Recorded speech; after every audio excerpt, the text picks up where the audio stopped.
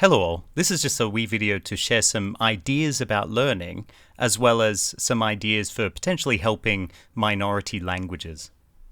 In the case of East Perthshire Gaelic, there aren't really any speakers left, I imagine. I know that up until about a year and a half ago there was one native still around, though I don't know how they are now, especially given the current circumstances and their advanced age. Given such circumstances, I find it important now more than ever to do something. Now, this first method of studying or practice is not one that I would recommend people use as their only means of study.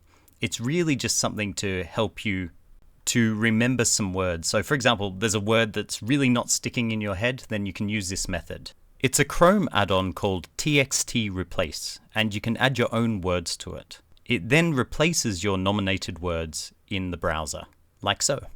Only use a small amount of words though. Another thing I like to do for a bit of practice is to try and translate games into my target language. So through Steam you can go into the properties and then into the local files, and then it will open up a window. And from there you've got to find where they might keep the languages in a file. So this is 7 Days to Die, and it is under localization. Every game is going to be different, so I recommend searching around for a language file, language folder, localizations, etc. Also, key point, back up anything before you edit it. I know it seems like common sense, but it's good to mention. If you're confident in your translations, or if you have somebody to look over it for you, I feel like maybe releasing these translations is a good idea.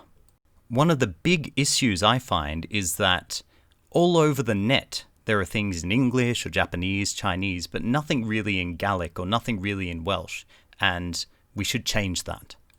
The next is a way that I use to remember things, because I have a very bad memory, so I end up forgetting things, and I find it hard to remember things in a sentence that's all in, say, Gaelic.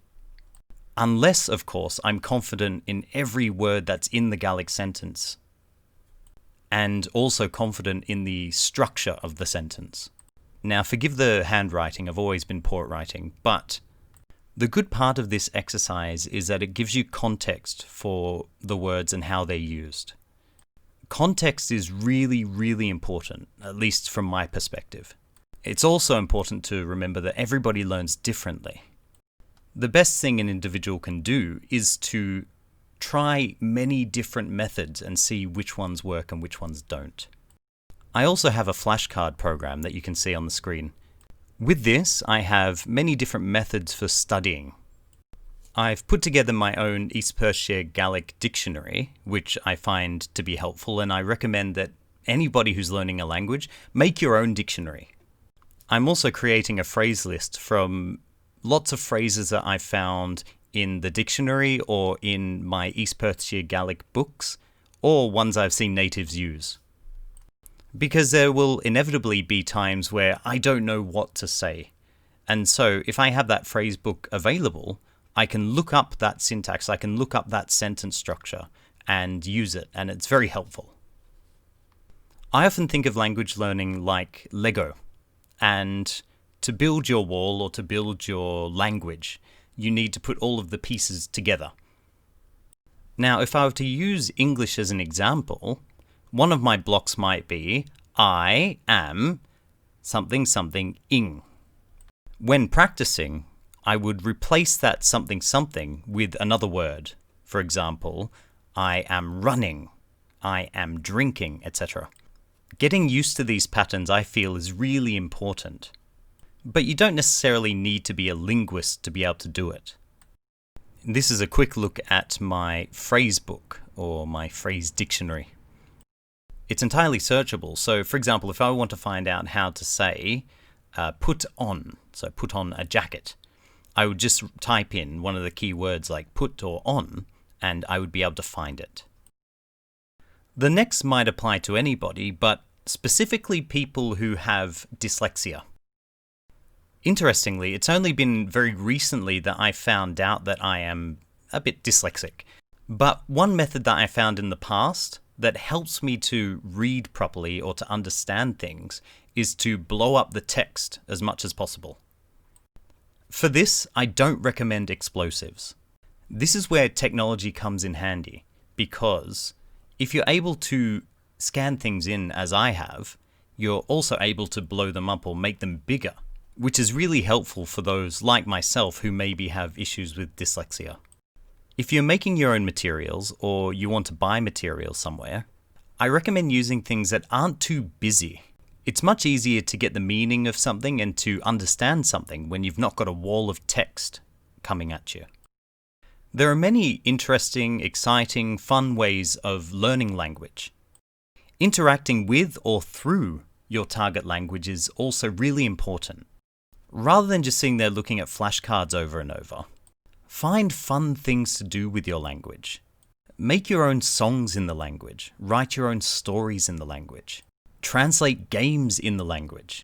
If it's a language that is in dire need of support like Ainu or East Perthshire Gaelic, try to make your own materials in the language so that others can see the language and it might get them interested in wanting to learn as well.